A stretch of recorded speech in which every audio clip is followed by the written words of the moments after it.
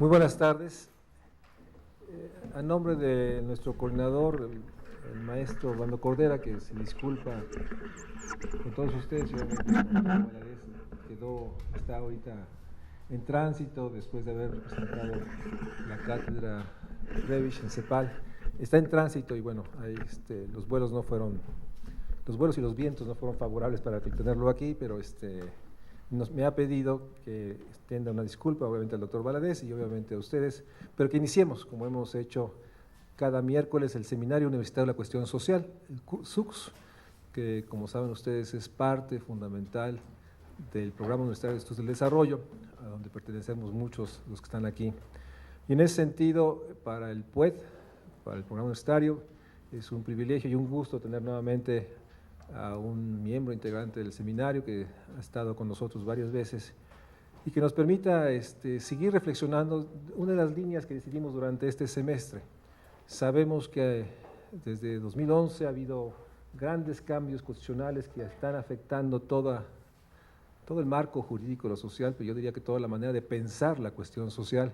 Y en ese sentido hemos querido que durante el semestre hagamos una reflexión sobre estas dimensiones jurídicas que están impactando, pues yo diría, todo el curso de desarrollo del país, no solo lo social, en nuevas definiciones entre los límites de lo público y lo privado, entre las nociones de las obligaciones del Estado, en fin, todo el enorme cambio en el paradigma, dicen los expertos, que se ha sucedido y que sin duda también pone en tensión. Recientemente, algunos de nosotros tuvimos el privilegio de oír a Diego Valadez, pues rumbo también a los 100 años de la Constitución, que también abre otra reflexión que Diego Valadez ha escrito y ha reflexionado públicamente en términos de la necesidad de hacer una reflexión a 100 años de la Constitución de 1917.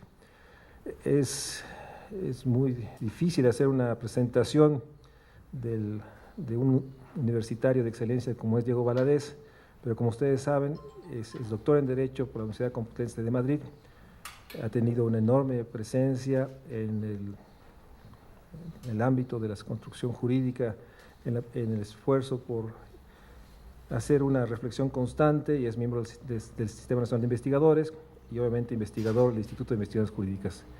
Trabajaremos como es usual, tendrá nuestro expositor de una hora, de 6 a 7, una reflexión para después hacer turnos de grupos de preguntas para pedirle a nuestro expositor que al final de cada turno haga una reflexión y podamos cerrar como hemos acostumbrado puntualmente a las 8 de la noche. Agradeciéndoles a todos. Sin más, muchas gracias Diego por estar aquí en el puesto. Te agradezco, al contrario, yo soy el que te agradece a ti y agradece a todos su presencia y anticipadamente su paciencia. En efecto, para mí es un privilegio estar una vez más en este seminario que se caracteriza, lo ha venido haciendo a lo largo de años, por la seriedad de su trabajo, la forma sistemática de organizarlo y por las aportaciones y los pronunciamientos que en algunas ocasiones también han surgido de este importante grupo.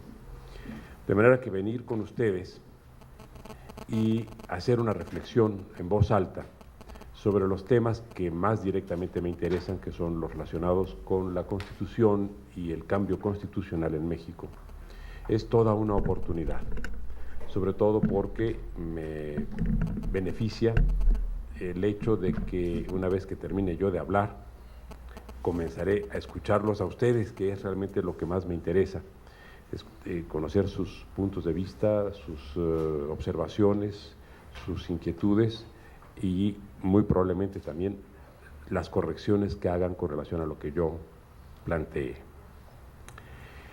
El tema de cambios constitucionales y desarrollo económico y social en México, por supuesto, puede ser abordado desde múltiples aristas. Lo que me interesa fundamentalmente es subrayar que un aspecto central, pero que no siempre se tiene en cuenta por lo que respecta a la Constitución, es que se trata de una norma jurídica y por lo mismo una Constitución en todos sus puntos es vinculante para todos sus destinatarios. Perdonen que comience con esta obviedad, pero durante años, lustros, incluso décadas, una de las formas rituales o del discurso convencional, particularmente del discurso político en México, consistía en aludir a la Constitución fundamentalmente como un programa. E incluso se comenzó a distinguir en la Constitución entre dos grandes apartados, y se hablaba de la parte orgánica y de la parte programática de la Constitución. Una Constitución no puede tener, en el sentido estricto de la norma, elementos programáticos. Todos sus elementos son de carácter normativo. La norma puede establecer formas progresivas de aplicación, que es otra cosa. Pero la Constitución no queda sujeta a la aplicación, dejándola esa aplicación al criterio, al talante, al temperamento de aquellos que tienen la obligación de dar cumplimiento de lo que ella dispone. Esto tiene importancia porque justamente la falta de percepción de la naturaleza jurídica de la Constitución, y entre los presentes hay varios abogados, en particular aquí hay dos queridos colegas míos de la facultad y del instituto, la falta de conocimiento de la naturaleza jurídica de la Constitución ha llevado a que se incluyan en la Constitución normas a las que me referiré con detalle, que tienen un impacto directo o que podrían tenerlo en el desarrollo económico y en el desarrollo social del país, y que lamentablemente no ha ocurrido así. Una Constitución, y voy no a simplificar sino a esquematizar, se construye esencialmente sobre 4 grandes fundamentos. Uno relacionado con las libertades, otro con la seguridad, otro con la equidad y otro con la responsabilidad. La forma como se articulen y se combinen estos 4 elementos es lo que nos da la caracterización del régimen constitucional. Si pensamos en el esquema de libertades, por ejemplo, si consideráramos que una Constitución solo estableciera libertades y que todo fuera en torno a la libertad llevada al máximo, por ejemplo, nos daría un régimen efectivamente muy abierto, pero absolutamente o muy probablemente ingobernable.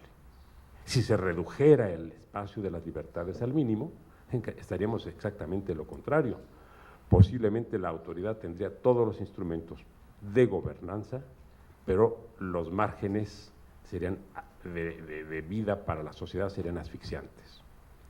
Si pensamos en los términos de equidad, encontraríamos algo semejante.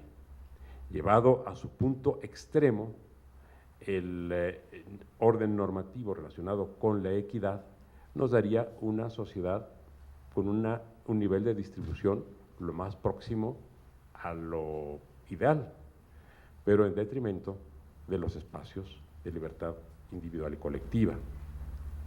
Si pensamos en los términos de responsabilidad, podríamos también pensar que, llevadas las responsabilidades, en este caso el concepto se aplica a los gobernantes, al máximo, tendríamos autoridades responsables pero paralizadas. Y si lo llevamos al mínimo, tendremos autoridades con un rango de discrecionalidad enorme y que, por lo mismo, son más susceptibles al autoritarismo y a la corrupción.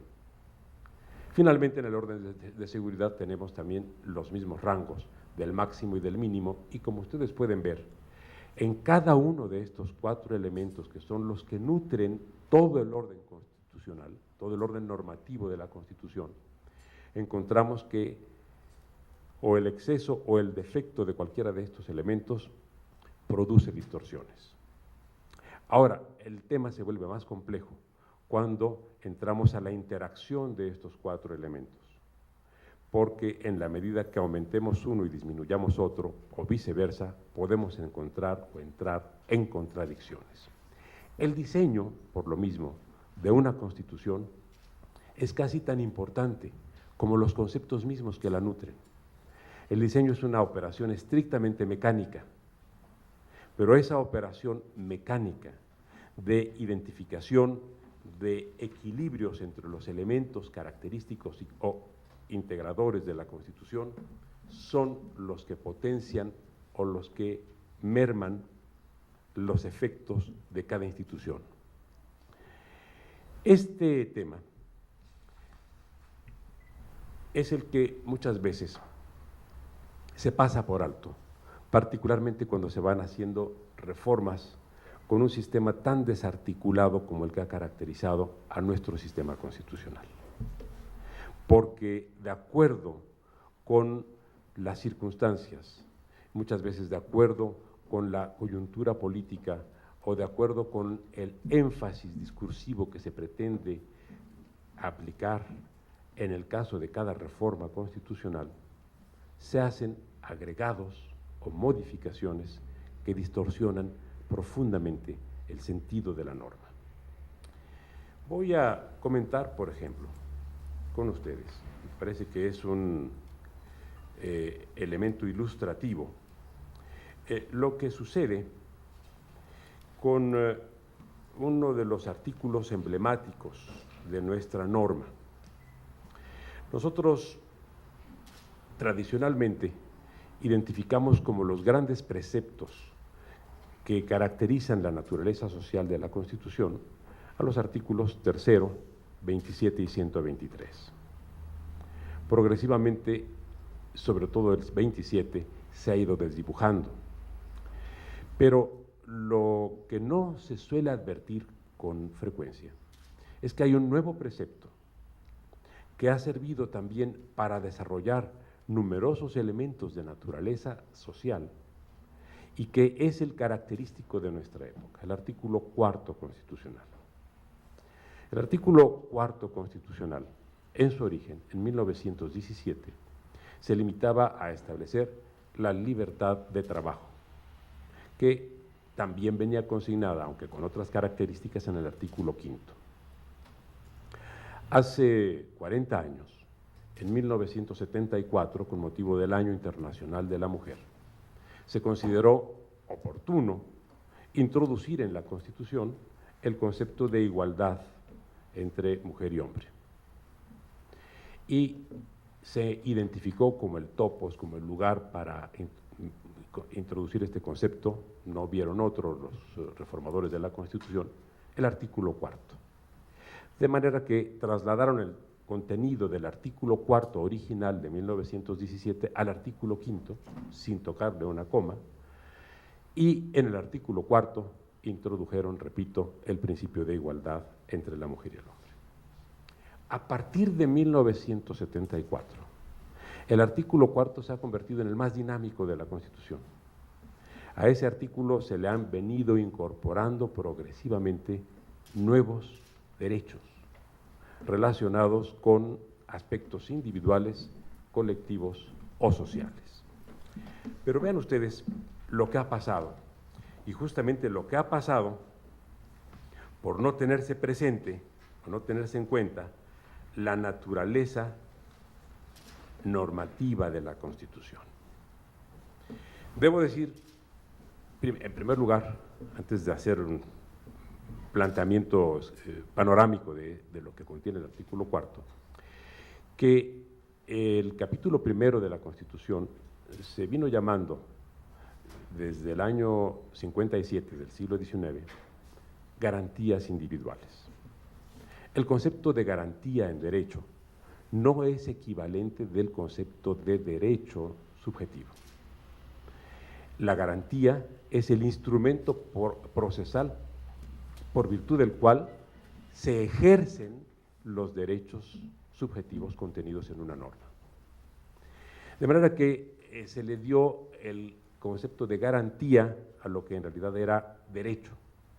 O sea, hay el derecho, que es la facultad que se tiene, más la capacidad de ejercer ese derecho que es la garantía. Esto se corrigió en 2011 con la gran reforma que se introdujo en materia de derechos fundamentales, y ahora el capítulo primero de la Constitución, capítulo primero del título primero, se llama de los derechos y no de las garantías individuales. Bien, digo el tema y aludo al tema de garantía por lo que ustedes van a ver ahora. Reitero, la garantía es el instrumento procesal para dar cumplimiento a un derecho subjetivo. ¿Qué nos dice el artículo 4 de la Constitución? El artículo 4 de la Constitución incluye, veo a otro distinguido colega del instituto que no había visto, y ya saludé a unos, saludo también al doctor Ricardo Barrero. El artículo 4 de la Constitución contiene una serie de preceptos que unos implican una obligación para el Estado en cuanto a la garantía, otros implican solo una obligación para el legislador ordinario en cuanto a desarrollar lo que está contenido por la Constitución, y otros implican solo una orientación para las políticas públicas del Estado mexicano. Pero esto tiene todo implicaciones distintas. Miren ustedes. Después de la reforma que ya mencioné, relacionada con la igualdad jurídica de la mujer y del hombre, se introdujo otra reforma, esto fue muy posterior, esto fue en 2011, que dice: toda persona tiene derecho a la alimentación nutritiva, suficiente y de calidad. Y luego agrega después de un punto y seguido: el Estado lo garantizará. ¿Qué quiere decir esto en términos estrictamente jurídicos? Que hay una violación a la Constitución en cada caso de cada persona que no tenga acceso a una alimentación nutritiva, suficiente y de calidad. Y si encontramos que en México, de acuerdo con los muy consistentes datos que proporciona Coneval, el número de personas que no tienen alimentación suficiente, nutritiva y de calidad es altísimo, nos encontramos con que allí hay un claro caso de violación de un derecho constitucional, porque la Constitución dice expresamente que el Estado lo garantizará. Luego nos encontramos con que un párrafo inmediatamente a continuación dice: toda persona tiene derecho a la protección de la salud. Y dice: la ley definirá las bases y modalidades, etcétera, etcétera. Como ustedes pueden ver, aquí hay una doble forma de construcción de la norma. En el primer caso, el Estado está garantizando un derecho, cosa que no cumple. En el segundo, toda la obligación a la que se contrae ese derecho es a que una ley determine las modalidades de acceso a la protección de la salud. Esto es, sin duda, bastante más sensato. El siguiente párrafo: toda persona tiene derecho a un medio ambiente sano para su desarrollo y bienestar. Punto y seguido, el Estado garantizará este derecho. ¿Qué quiere decir? Que en todos los casos donde encontremos un río contaminado, un manto de un acuífero contaminado, o una costa, o contaminación ambiental, en cualquier modalidad que se presente, hay una infracción a un derecho y es imputable al Estado, porque de una manera, repito, en la que no se midieron los efectos de lo que se quería decir, se estableció que el Estado garantizaría ese derecho a un medio ambiente adecuado para el desarrollo y bienestar. Otro ejemplo, dice el propio artículo 4, todo esto son reformas que se han ido haciendo a lo largo de varios años. Toda persona tiene derecho al acceso, disposición y saneamiento de agua para consumo personal y doméstico en forma suficiente, saludable, aceptable y asequible. El Estado garantizará este derecho.